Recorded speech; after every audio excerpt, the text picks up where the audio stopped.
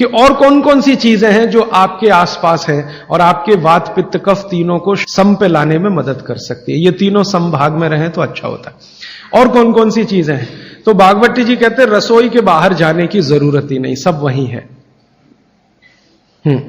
भागवती जी ने एक सूत्र लिखा है, दुनिया का सबसे बड़ा औषधि केंद्र हमारा रसोई घर है।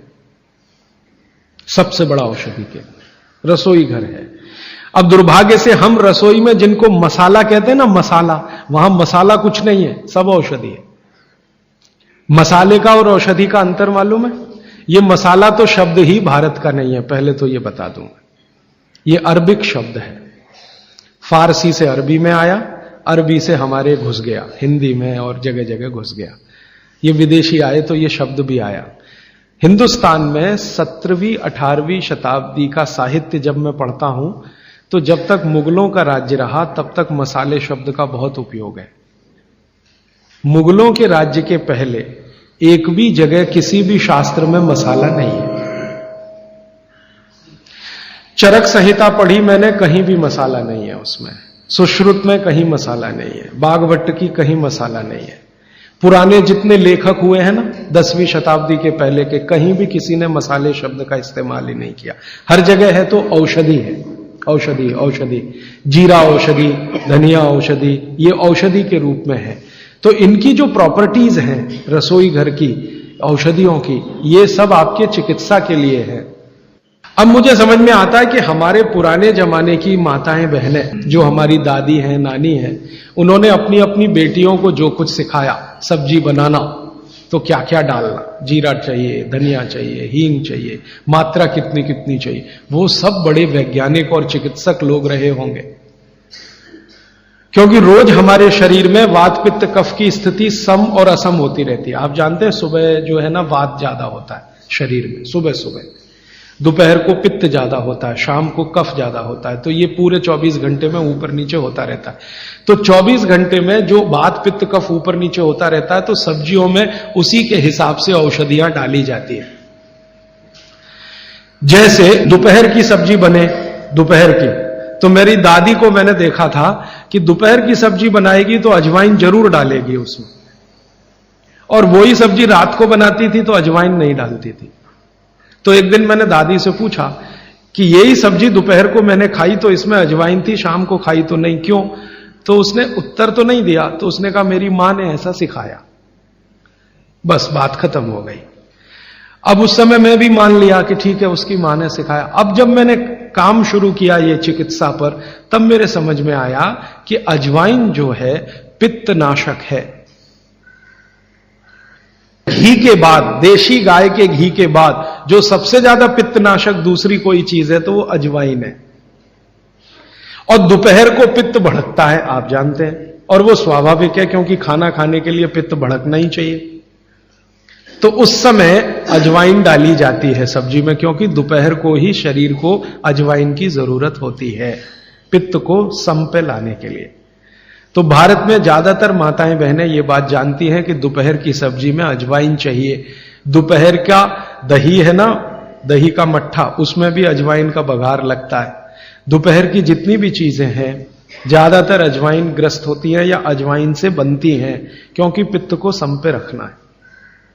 तो आप सोचो, जो लोग ये कर रहे हैं वो बिना कहे कितना बड़ा काम कर रहे हैं, हमने उसका वैल्यूएशन नहीं किया, ये हमारी मूर्खता। हमारे यहां तो एक बहुत बड़ा दुष्कर्म इस देश में हुआ है। अंग्रेजों के हम गुलाम हो गए, तो सब कुछ हम भूल गए, अपनी चीजें। अंग्रेजों ने जो सिखाया वही हमें याद है। तो हम जीडीपी का कैलकुलेशन करते हैं अंग्रेजों के फॉर्मूले से। जीडीपी निकलता है इस देश का, ग्रॉस डोमेस्टिक प्रोडक्ट।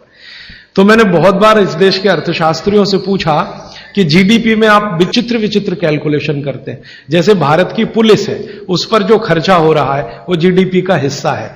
अगर चोरियां बढ़ी, डकैतियां बढ़ी, तो पुलिस का खर्च बढ़ेगा तो जीडीपी बढ़ेगा।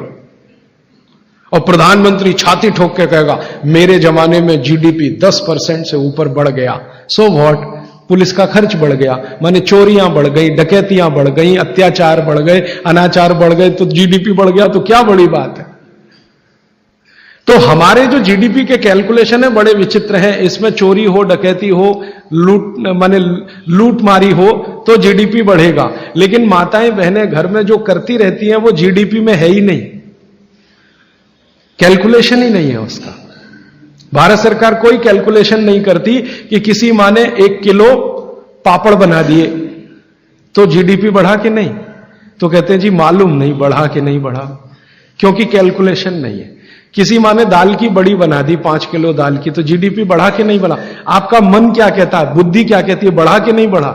किसी ने बड़ी बना दी, किसी ने पापड़ बना दिए, किसी ने कुछ बना दिया, किसी ने गोंद के लड्डू बना दिए, किसी ने मावे का कुछ बना दिया, तो जीडीपी तो बढ़ ही रहा है, लेकिन हम कैलकुलेट नहीं कर रहे हैं उसको, क्योंकि अंग्रेजों के यहां महिलाओं का किया हुआ काम महत्व का नहीं माना जाता। अंग्रेजों के यहां ये जो अंग्रेज जात है ना दुनिया में, ये महिलाओं के किए हुए काम को काम ही नहीं मानती। आपको मालूम है 2000 साल यूरोप में महिलाओं को पुरुषों से हमेशा कम वेतन मिलता रहा, और आज भी है ये कई देशों में। वो मानते ही नहीं कि इनका कोई काम है। क्यों? वो महिलाओं में आत्मा नहीं मानते। हां, यूरोप का सबसे बड़ा दार्शनिक है प्लेटो, वो कहता है कि स्त्रियों में आत्मा ही नहीं होती, आत्मा सिर्फ पुरुषों में होती है। तो स्त्री जो करे वो बेकार है, पुरुष जो करे वो ही अच्छा है। तो उनके यहां से ये कैलकुलेशन हमारे यहां आ गया कि स्त्री कुछ भी करे तो काम ही का नहीं।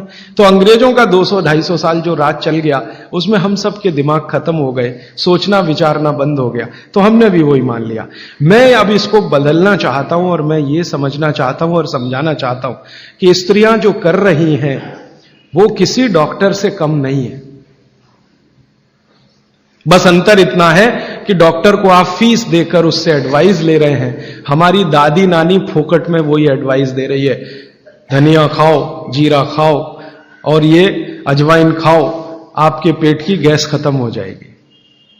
और ये 3500 साल से वैसे का वैसा ही है, अजवाइन खाओ तो गैस खत्म होती ही है। कभी भी आप करके देख लो। आप में से किसी को भी बहुत गैस बनती हो, पेट में एसिडिटी की तकलीफ हो, आज से शुरू कर दो। आप खाना खाया तो उसमें ध्यान रखो अजवाइन ज्यादा रहे, दाल में, सब्जी में, वगैरह वगैरह। और अगर नहीं कर पा रहे हैं तो खाना खत्म करते ही थोड़ी अजवाइन खा लो। अजवाइन ज्यादा तकलीफ ना कर दे, उसका बैलेंस है काले नमक के साथ, तो थोड़ा अजवाइन और काला नमक मिला के हर खाने के बाद खा के देख लो। 3 दिन में ना आपकी गैस बंद हो तो आप जो कहो मैं हारने को तैयार। ये गारंटी मैं नहीं दे रहा हूं, ये गारंटी अजवाइन दे रही है, मेरी गारंटी नहीं है, अजवाइन की गारंटी है। तो वो कहते हैं भागवत जी कि पित्त को सम रखने के लिए हमारे रसोई में घी के बाद जो दूसरी चीज है वो है अजवाइन। दूसरा पित्त का हिस्सा बहुत क्लियर है, एकदम स्ट्रेट फॉरवर्ड है कि घी ज्यादा खाएंगे पित्त आपका हमेशा सम रहेगा। और ज्यादा घी खाने का जो समय है वो बारिश के दिनों में और ये जो गर्मी के दिन होते हैं ना, उस समय घी ज्यादा खाइए ताकि पित्त को कंट्रोल करके रखे।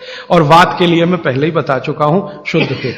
अभी ये जितनी बात है आप सोचो कितनी सरल है, बस हमें अपनी जीवन शैली में थोड़ा बदलाव करना है। जीवन शैली में बदलाव से पहले मन में संकल्प लेना है कि जी हम तो ऐसे ही चलेंगे, दुनिया जिधर जाए जाए, हमें उससे मतलब नहीं, हम तो ऐसे चलेंगे। तो ये 3 चीजें अगर आपने देख ली तो बहुत अच्छा है। अब थोड़ा आगे चलें। अब और दूसरी चीजों पे मैं चलता हूं।